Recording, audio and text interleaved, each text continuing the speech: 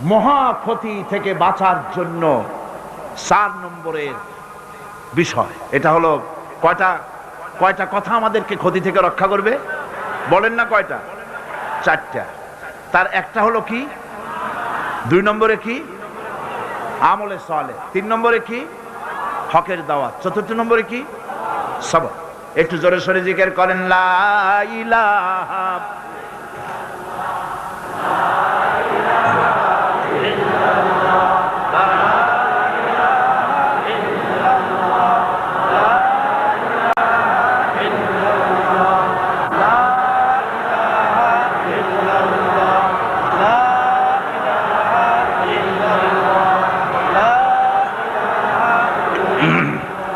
লা ইলাহা ইল্লাল্লাহু মুহাম্মাদুর রাসূলুল্লাহ।